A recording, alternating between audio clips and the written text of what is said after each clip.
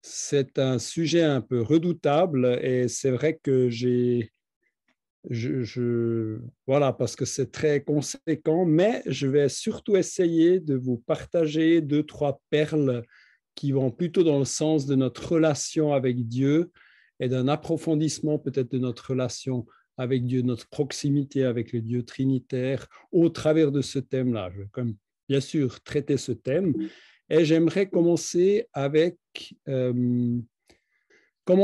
un petit clin d'œil dans le sens que, et c'est un petit peu ennuyeux peut-être en même temps, c'est que les choses sont toujours un peu plus mystérieuses, enfin c'est toujours un peu plus mystérieux et merveilleux que ce que nos schémas peuvent exprimer. Si vous avez pu jeter un coup d'œil sur la Trinité et le salut, il y a une belle répartition tripartite où c'est marqué que au loin, le temps de Dieu le Père, l'Ancien Testament. Après, il y a le temps de Dieu le Fils, et puis il y a le temps du Saint-Esprit à partir de la Pentecôte. C'est très, très joli comme présentation, mais ça demande une toute petite nuance. Je m'explique. Dès le commencement de ce dont parle la Bible, la création et puis l'histoire de Dieu avec les hommes, Père, Fils et Saint-Esprit sont pleinement actifs et en route pour l'œuvre de la création, les interactions avec les humains, la rédemption d'Israël, etc. Dès la création, les humains se trouvent déjà en face du Dieu Trine, Père, Fils et Saint-Esprit, mais, et c'est là qu'il y a une distinction à faire, sans que ce Dieu ne se fasse explicitement connaître en tant que tel. Les trois périodes sont toutes les trois le temps du Dieu trinitaire, Père, Fils et Saint-Esprit, qui révèlent leur identité et leur action progressivement.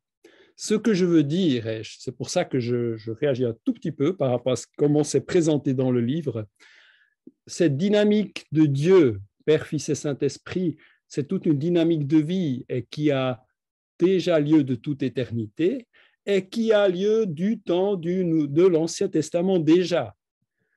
Dieu s'y présente comme Père d'Israël à deux, trois instances qui sont importantes, mais quand il est question de Dieu dans l'Ancien Testament, il n'est pas question de manière conséquente de Dieu le Père. Ça veut dire que derrière la notion de l'éternel, sans que les interlocuteurs de ce Dieu le sachent, il y a toujours la Trinité. Ça me semblait juste important, comme c'est aussi important que le temps du Christ est autant le temps du Père et du Saint-Esprit, mais c'est le Christ qui est incarné et qui entre dans l'humanité, comme le temps du Saint-Esprit à partir de la Pentecôte est toujours le temps du Père et du Fils, puisque les deux sont toujours en interaction avec les êtres humains. À cause de cette révélation progressive dont j'ai parlé, cela ne peut être connu qu'après coup. Donc, si je dis que dans l'Ancien Testament déjà, ça ne pouvait pas être, Dieu ne pouvait pas être connu comme trinitaire puisqu'il ne s'est pas révélé ainsi, mais il était ainsi comme vis-à-vis d'Israël. Et puis, pour résumer cela, ou pour nous aider peut-être un petit peu de développer une attitude trinitaire face à la Bible et face au Dieu de la Bible et comment il se révèle dans la Bible. J'aime bien ce que Grégoire de Nazianze a dit, c'est un père de l'Église du 5e siècle, du 4e siècle. Il a dit « Je ne peux pas penser au un sans être immédiatement entouré par le rayonnement des trois, ni puis-je discerner les trois sans tout de suite être amené au un. » C'est une parole qui était chère à Jean Calvin, qui la cite dans son institution chrétienne. Donc finalement, plus on avance dans notre vie avec Dieu, si on avance à la lumière de la parole, plus on va vivre, vous savez peut-être, vous vous souvenez peut-être que j'aime bien cette image de la danse divine, on ne peut jamais séparer les trois. Voilà, mais Bien sûr que cette présentation de ce Dieu Père, Dieu pour nous, dont Noël peut être compris comme une sorte de fête par excellence, puisqu'il envoie son Fils, il donne son Fils. Le Fils, Dieu parmi nous, avec Pâques comme oui, fête particulièrement centrée sur le Christ. Et puis le Saint-Esprit, Dieu en nous, avec Pentecôte comme fête. J'aime bien cette manière de présenter cela avec les fêtes. Bien sûr que c'est juste, c'est une belle présentation et en plus un mémoire très utile. Et le schéma que vous trouvez dans le livre aussi, il dit bien que c'est indiqué ainsi dans le livre, le Père choisit, appelle, envoie, affermit et consacre. Le Fils rachète, répand l'Esprit, marque de son empreinte, ouvre un accès auprès du Père. Et puis le Saint-Esprit garantit le salut, il l'opère aussi, on pourrait dire, il renouvelle justement, il conduit et il rend saint. Voilà la sanctification. Tout cela est l'œuvre trinitaire, mais avec des distinctions Père, Fils et Saint-Esprit qui ne sont pas interchangeables et qui ne font pas la même chose. Et c'est 2 Corinthiens 13 qui résume cela très bien. Sous forme de bénédiction, que la grâce du Seigneur Jésus-Christ, l'amour de Dieu et la communion du Saint-Esprit soient avec vous. Voilà. Arrêtons-nous maintenant successivement sur Dieu le Père, après Dieu le Fils et puis Dieu le Saint-Esprit. Et effectivement, on peut dire Dieu pour nous le Père. Question. Puisque le sujet, c'est le salut, et peut-être plus spécifiquement l'œuvre par laquelle se réalise le salut, la croix, suivie de la résurrection. Mais que pensez-vous que Dieu le Père a vécu, lui, durant la passion du Fils? Je ne vais pas vous demander de répondre oralement, mais réfléchissez juste un tout petit instant à cette question.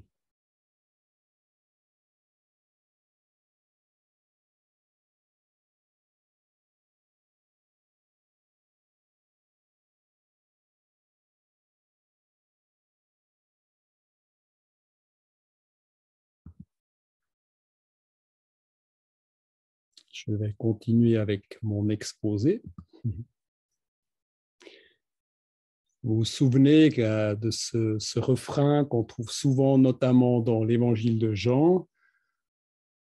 C'est le Père qui envoie le Fils sur terre. Le Père envoie le Fils. Ça, c'est par exemple justement Noël.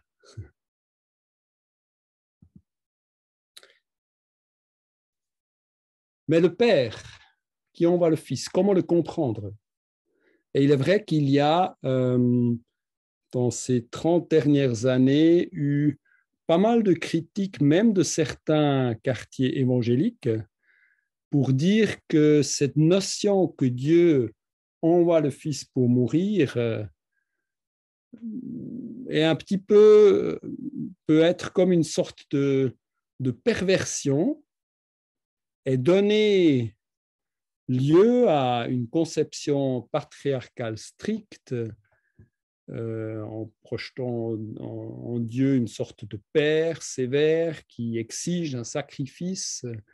Et d'ailleurs, voilà, dans le même sens, il y a une hiérarchie aussi dans l'humanité. Et on a critiqué la notion de croix comme substitut, comme lieu où la colère de Dieu est apaisée, comme étant à quelque part, comme prêtant le flanc à des sortes d'abus. Une théologienne américaine a parlé de la croix comme abus d'enfant divin, le Père qui envoie le Fils et après il déverse sa colère sur le Fils. C'est vraiment un Dieu Père vengeur, violent, voire sadique. Et ce qui se passe dans l'événement de la croix, c'est un peu comme un marchandage. Il faut apaiser ce Dieu. Je ne sais pas si vous voyez un petit peu le raisonnement qu'il peut y avoir. Alors, on peut comprendre, à cause de certains abus qu'il y a dans l'histoire de la chrétienté, dans l'histoire des chrétiens. Puis Serge a encore fait allusion tout à l'heure à des réalités qui sont bien tristes. Mais c'est vrai qu'une certaine conception d'une hiérarchie que Dieu impose à l'être humain a, à certains moments dans l'histoire, et pas si récemment que cela encore, donné lieu à des sortes de justifications, notamment en termes de hiérarchie. Les femmes doivent être soumises au mari. Et puis, les ecclésiastiques, dans certaines traditions, s'assuraient bien que la femme soit vraiment soumise. Je pense à un exemple très personnel. Une des raisons pour lesquelles ma maman, qui était divorcée, et puis après moi j'étais en route comme enfant, qui ne s'est finalement pas mariée, n'était pas très chaude par rapport à l'église, son église d'origine notamment, c'est parce que quand son mari l'avait trompée, et puis qu'elle a décidé, elle a hésité de le quitter ou pas, le pasteur qu'elle a consulté lui a dit non, mais il faut rester fidèle à vous, il faut rester avec. Ça aurait pu être le cas, hein, mais ça n'a pas été en tout cas son cas. Et puis elle ne s'est pas du tout soutenue dans l'injustice qu'elle a vécue d'une infidélité. Et il y aurait bien d'autres exemples qu'on pourrait mentionner. Bon. Alors, s'il y a des réels abus dans les relations hiérarchiques hommes-femmes, il y a certaines institutions où certaines croyances facilitent des situations d'abus. Je ne peux pas aller dans les détails, mais c'est quand même une réalité. La Bible, évidemment, elle ne voit pas les choses ainsi. Que se passe-t-il exactement à la croix? Si on écoute bien les textes bibliques, il n'y a pas de coercition. Le Fils choisit librement son chemin de croix. On le lit notamment dans Jean 10, 17 à 18, où il dit « Il n'y a personne qui prend ma vie, je la donne par moi-même. » C'est un chemin d'obéissance qui est prévu d'ailleurs de toute éternité dans la communion trinitaire. Des textes comme Éphésiens 1, 4 et suivants le suggèrent, et certains textes l'affirment clairement, de toute éternité. Vers la fin de son discours, peu avant son arrestation, vers la fin de son discours de la chambre haute, on appelle ça Jean 14 à 17, qui se termine avec la magnifique prière de Jean 17, peu avant son arrestation, Jésus avertit ses disciples de leur prochaine dispersion et du fait qu'ils le laisseront seul. Puis il ajoute « Cependant, je ne suis pas seul, car le Père est avec moi. » Cependant, je ne suis pas seul, car le Père est avec moi. Quand Jésus a quitté ses disciples pour aller à Gethsémani, pour aller vers la croix, il sait, son Père est avec lui. À Gethsémani, le Père entend et reçoit la prière du Fils et il l'exauce. On en a parlé lors de la rencontre sur l'humanité et la divinité du Christ. Donc, je ne vais pas m'arrêter plus spécifiquement là-dessus, mais à Gethsémani, Jésus ne se trouve pas face à un vide ou un Dieu absent, mais le Père entend et reçoit la prière de son Fils. Même si l'exaucement consiste dans le fait que Jésus finalement accepte la volonté du Père, qui est au fond aussi sa propre volonté, mais où là, dans son humanité, il n'a pas envie d'aller à la croix. Mais finalement, il est exaucé et puis il recevra la force pour aller jusqu'à la croix. Mais le Père entend et il reçoit la prière du Fils. Puis à la croix, le Fils crie, peut-être vous vous souvenez de ce texte saisissant, « Mon Dieu, pourquoi m'as-tu abandonné ?» Et il fait sienne les paroles du psaume 22, qui est dans ce psaume un cri de désespoir d'un juste qui est persécuté par des méchants. On trouve ce cri de Jésus, notamment dans Marc 15, 34. C'est l'inimaginable qui se passe, il y a des ténèbres qui séparent le Fils du Père et du coup le Père du Fils. Ce sont les ténèbres du péché, de la mort, de toute la misère humaine qui portent le Fils que porte le Fils et qui fait qu'il y a comme, j'ai mis un point d'exclamation derrière ce comme, il y a comme une rupture au sein même de la Trinité. C'est le moment le plus sombre de l'histoire de Dieu avec les humains qui affecte la communion trinitaire. Comment exactement, ça reste un mystère. Car théologiquement, et je ne l'ai pas encore compris dans les détails, mais je le reçois, c'est inimaginable que Dieu éternel, dans l'éternité de Dieu, dans cette existence éternelle de Dieu, il puisse y avoir une réelle rupture entre le Père et le Fils. Donc c'est comme. C'est ce que signifient aussi les 3 heures de ténèbres de Marc 15, 33 à 37. Et c'est là que Dieu le Père vit concrètement le deuil de son Fils, Jésus de Nazareth, Dieu devenu homme, qui a vécu sans péché, afin de porter durant ces moments où tout le mal du monde se concentre sur lui, nos péchés.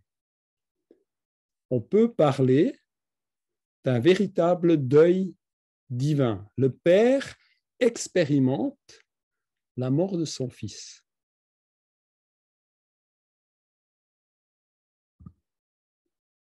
Dans ce sens, la croix affecte directement non seulement le Fils qui souffre, qui vit l'agonie et puis qui meurt, mais aussi le Père qui n'est pas du tout absent, détaché, en train d'observer. Mais lui, le Père éternel, il aime le Fils de toute éternité et il voit son Fils souffrir, mourir. Donc, il vit un véritable deuil. Alors, moi, comme humain, comment le Dieu Père éternel vit ce deuil, expérimente ce deuil, je n'en sais rien. Mais il n'a jamais vécu quelque chose comme ça avant. Ni le Fils d'ailleurs. Et on le verra tout à l'heure, ni le Saint-Esprit. Pour ceux qui se disent, oulala, où est-ce qu'il va là, c'est un petit peu particulier. Rassurez-vous, j'essaie de tenir ensemble l'ensemble de la révélation biblique, certaines limites théologiques, la distinction entre Dieu en tant que Dieu et nous en comme être humain, mais je suis assez en paix de parler ainsi, de parler du deuil du Père. D'ailleurs, toute cette réflexion chez moi, elle ne vient pas que chez moi, évidemment, elle ne vient pas de moi tout seul, hein, elle est partie d'une découverte, d'un sens profond d'une parole de l'apôtre Paul dans 2 Corinthiens 1, 3 à 4, ce que je crois être un sens profond de cette parole.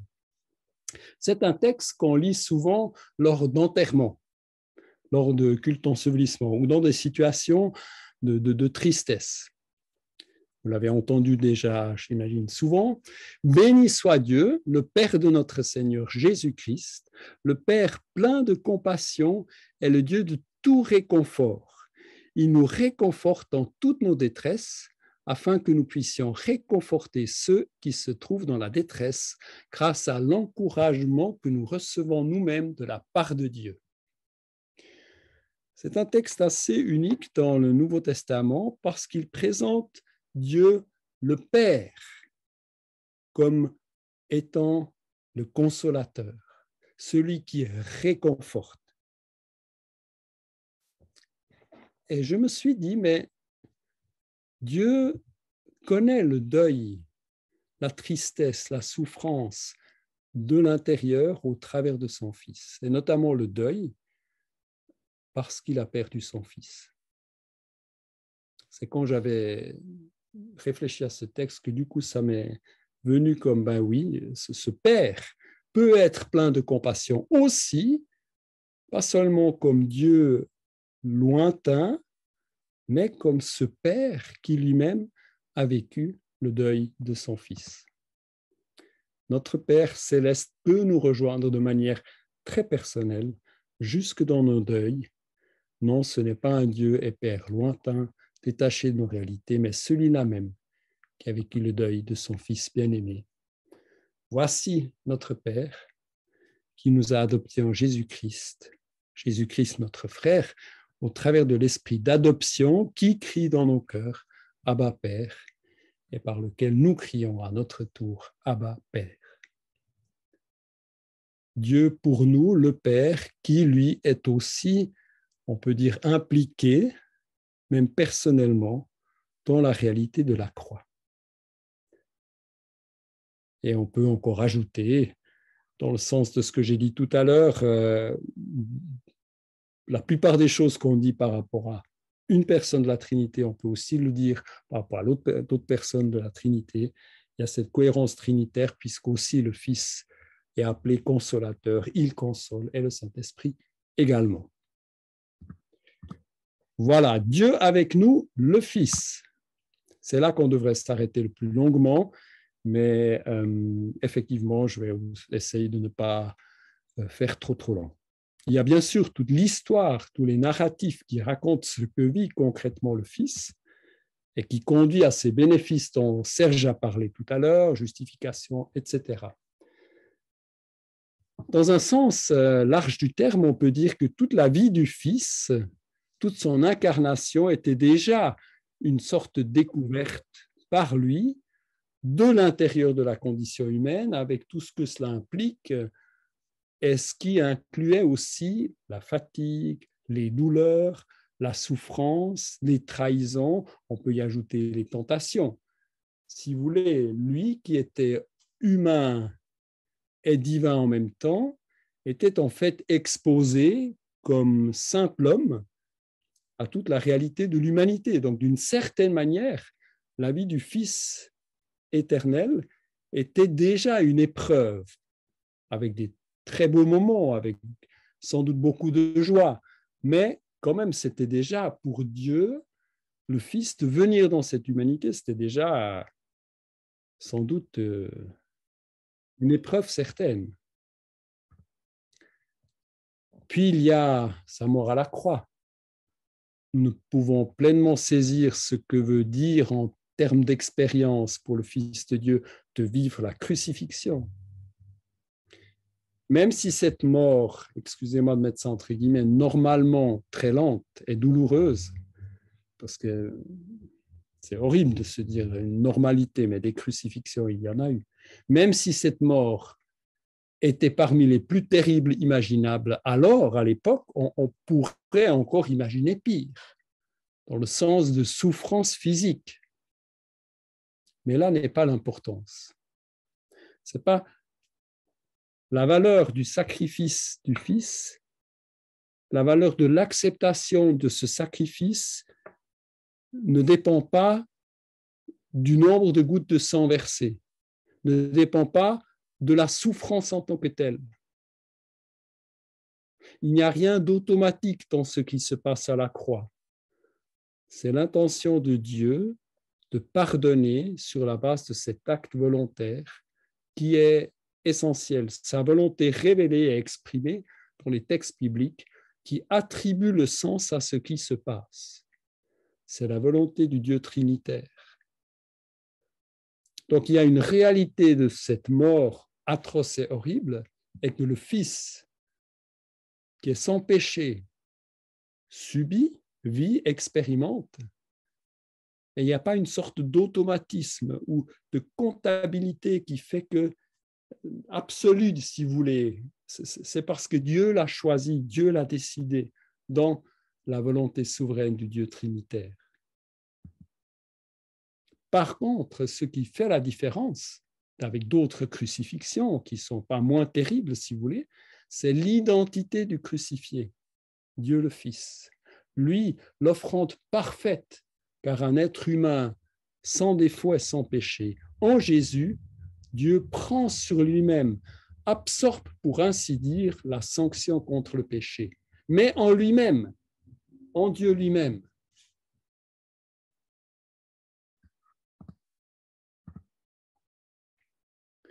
Dieu est désormais, Jésus, pardon, est désormais capable de compatir, souffrir avec le pire qu'un être humain pourrait vivre. aucune expérience humaine, vous vous souvenez peut-être de la rencontre sur Jésus, homme et Dieu, aucune expérience humaine se situe au-delà de la compréhension compatissante du Christ, qui a vécu à la fois la joie la plus exaltante et le deuil et la souffrance les plus profonds.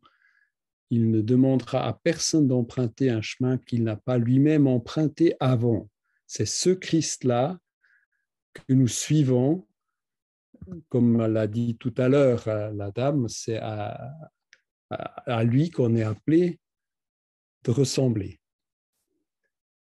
Et Paul, qui parle beaucoup de la communauté et du bénéfice de l'humanité, des chrétiens, du bénéfice des chrétiens de l'œuvre de la croix, il est très, très personnel dans...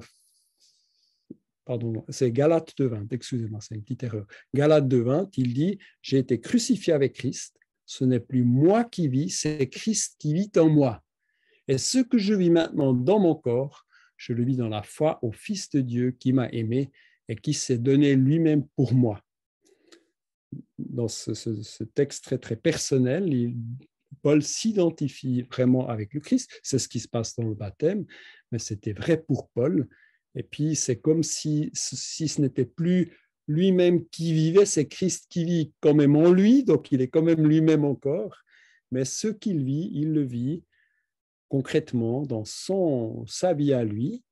Il la vit dans la foi au Fils de Dieu, qu'il a aimé et qui s'est donné lui-même pour lui. Il y a une appropriation très personnelle qui est essentielle. Et puis, à partir de là, Paul, cette fois-ci dans Philippiens 3:10-11, il dira que le but suprême de sa vie, c'est de connaître Christ, ça veut dire vivre continuellement en relation avec lui, grandir dans cette ressemblance au Christ en marchant cœur à cœur avec lui, de manière expérimentale. Et c'est là que c'est un tout petit peu... On aimerait bien qu'il n'y ait qu'une partie, mais Paul dit en partageant ses souffrances et sa gloire. Ainsi, je connaîtrai Christ, la puissance de sa résurrection, c'est en vivant cœur à cœur avec le Christ, par la puissance de l'Esprit, et la communion à ses souffrances, en devenant conforme à lui dans sa mort, pour parvenir d'une manière ou d'une autre à la résurrection des morts. Donc, pour Paul, la vie, elle est riche, elle est forte parce qu'il la vit en lien avec Christ, en Christ, il dira, et en même temps, c'est aussi une vie qui implique le sacrifice et jusqu'à la mort. Et ceci dans l'objectif de pouvoir parvenir d'une manière ou d'une autre, en tout cas parvenir au bout, et finalement à la résurrection des morts. Donc concrètement, une vie qui exprime celle du Christ, souffrance et gloire, encore que la gloire, elle est assurée pour la fin. En cours de route, ce sont peut-être des éclats de gloire des fois. Côté souffrance, c'est celle d'un chemin de sanctification personnelle. On revient là-dessus, à la sanctification, d'une vie de service de Dieu, des frères et sœurs et du prochain, une vie sacrificielle en l'honneur de Dieu, ou on pourrait aussi dire en d'autres termes, porter sa croix.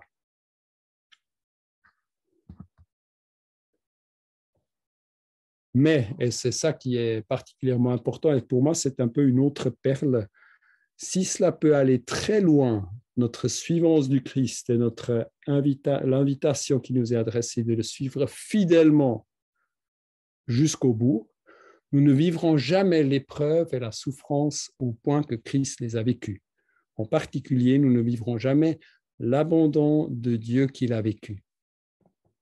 Et ça m'avait frappé également dans 2 Corinthiens, de nouveau, dans cette partie où Paul dit « Nous portons ce trésor dans des vases de terre que nous sommes, le trésor glorieux de la foi en Christ, Christ en nous. » Et puis il dira « En même temps, cela se passe pour Paul concrètement au milieu de grandes souffrances. » Et il dira « Je suis pressé, inquiet, persécutés, mais il joint Timothée à ce qu'il dit, nous sommes pressés, inquiétés, persécutés, mais nous ne sommes pas écrasés, nous ne sommes pas désespérés, nous ne sommes pas abandonnés, nous ne sommes pas anéantis. Abandonnés, c'est le même terme utilisé qu'en Marc 15, 34. Mon Dieu, pourquoi m'as-tu abandonné? Mais Paul n'est pas jamais abandonné, parce que Dieu n'abandonnera jamais ceux qui se confient en lui. Et vous connaissez sans doute ces textes. Jamais, jamais, jamais, Dieu ne nous abandonnera. Personne, rien ne pourra jamais nous séparer de l'amour du Christ. Maintenant, si nous-mêmes, on peut s'en détourner, ça, vous verrez la prochaine fois. J'espère que vous tenez encore. On arrive à Dieu le Saint-Esprit. Et puis, ça sera la partie la plus courte. Dieu en nous, le Saint-Esprit. Le Saint-Esprit et la crucifixion. Il y a un seul texte qui parle explicitement du rôle du Saint-Esprit dans la crucifixion. Et puis, je vous invite peut-être, on ne va pas le faire maintenant à cause du temps, je ne veux pas faire trop long, mais je vous invite à relire ce texte en Hébreux 9 qui parle de pendant que Christ est mort sur terre, Hébreux voit ce qui se passe dans les lieux célestes, près du trône de Dieu. Et puis, Hébreux 9, 14 dit, l'auteur des Hébreux dit en 9, 14, si tel est le cas, il faudra lire ce qu'il y a avant, le sang de Christ, qui s'est offert lui-même à Dieu par l'Esprit éternel comme une victime sans défaut, purifiera d'autant plus votre conscience des œuvres mortes, afin que vous serviez le Dieu vivant. L'auteur d'Hébreux présente ici le sacrifice du Christ, le Christ qui, comme sacrificateur et comme victime en même temps, apporte en fait sa vie devant le trône de Dieu, comme sacrifice unique, valable une fois pour toutes. Et l'auteur précise le sang du Christ, qui s'est offert lui-même à Dieu par l'Esprit éternel, comme une victime sans défaut. Par l'Esprit éternel. Comment comprendre cela? Quel est concrètement le rôle de l'Esprit dans cette offrande de la vie du Christ? D'abord, on peut se rappeler que c'est par le Saint-Esprit que Jésus a résisté aux tentations et n'a pas cédé au péché, ce qui fait qu'il était un sacrifice sans péché et parfait. Là, il y a déjà l'œuvre de l'Esprit, mais en plus, le Saint-Esprit a soutenu Jésus dans l'acte même d'offrir sa vie à Dieu. Donc le Saint-Esprit non plus n'était pas absent au moment où Jésus a été crucifié, où il a agonisé, où il a souffert et est mort. Cette mention de l'Esprit en lien avec le don de la vie de Jésus permet de placer cette offrande simultanément dans les lieux célestes, ce qui nous permet d'imaginer le lieu du trône de Dieu où le Fils s'offre lui-même au Père par le Saint-Esprit. Et puis, toujours concrètement, le Saint-Esprit est donc impliqué personnellement dans la passion du Fils, comme le Père, mais d'une manière appropriée à lui-même. L'Esprit est ainsi aussi affecté par la souffrance et la mort du Fils. Un théologien allemand a écrit l'histoire de Jésus est simultanément l'histoire de l'Esprit qui est descendu sur lui et est resté sur lui. Dans cette perspective, le Saint-Esprit souffre avec le Fils, comme il se réjouit avec le Fils aussi. Puis à la mort de ce dernier, que se passe-t-il avec l'Esprit? Il est possible, mais ça c'est une question d'interprétation, mais il est possible que lorsque les évangélistes affirment que Jésus rendit l'Esprit, ils expriment ainsi qu'à sa mort, au moment de mourir, le Saint-Esprit quitte Jésus et ce qui se passe après demeure un mystère. Mais je sais qu'il y a des personnes qui aiment beaucoup les images, et des fois un peu méditer, et des fois peut-être imaginer des choses qui peuvent être possibles. Et c'est une pensée intéressante, mais ce n'est pas une affirmation théologique. Dans un article de Daniel Bourguet, que plusieurs parmi vous sans doute connaissent, Bourguet propose, peut-être à la suite de certains théologiens, que l'Esprit retourne au Père pour le consoler de la mort du Fils. Alors ça, c'est vraiment une hypothèse, une possibilité, on ne le saura pas dans cette vie en tout cas, mais ça peut être une belle réalité de la dynamique trinitaire. On arrive vers la fin. Comme illustré dans le livre, le Saint-Esprit est évidemment engagé dans l'application du salut. Il est question de la conviction du péché, de la conversion, de la nouvelle naissance. C'est une nouvelle naissance qui reste un élément mystérieux qui nous échappe. Il y a aussi l'équipement par l'Esprit depuis la Pentecôte qui permet d'être des agents du salut. Il y a le souffle de vie de l'Église. L'Esprit est aussi le souffle de vie de l'Église dont Christ est la tête. Et il conduit dans la mission. L'Esprit Saint que Jésus envoie de la part du Père est aussi, et ça peut être aussi rassurant et fort, le Saint-Esprit est le garant de notre vie éternelle, car Jésus dit, en parlant à ses disciples de l'Esprit qui va venir, que cet Esprit sera éternellement avec vous. Il sera éternellement avec nous, en nous. Ça veut dire qu'à notre mort, c'est comme si c'était l'Esprit de Dieu qui récoltait, peut-être ramenait notre esprit auprès de Dieu en attendant la résurrection. Il sera éternellement avec nous. Tous ceux qui ont reçu l'Esprit de Dieu sont fils de Dieu et en quelque sorte, ils ont déjà commencé d'une certaine manière la vie éternelle. Conclusion, je termine avec ce verset dans 2 Corinthiens 5, 19. En effet, Dieu était en Christ. Il réconciliait le monde avec lui-même en ne chargeant pas les hommes de leurs fautes et il a mis en nous la parole de la réconciliation. Donc, comme c'est bien dit dans le livre aussi, si Dieu était en Christ, Dieu, c'est pas Dieu contre Dieu ou un marchandage entre enfin voilà, qui vous voulez, mais Dieu était en Christ. C'est lui, Dieu lui-même, qui a pris sur lui, en Jésus le Fils, cette réalité de nous sauver.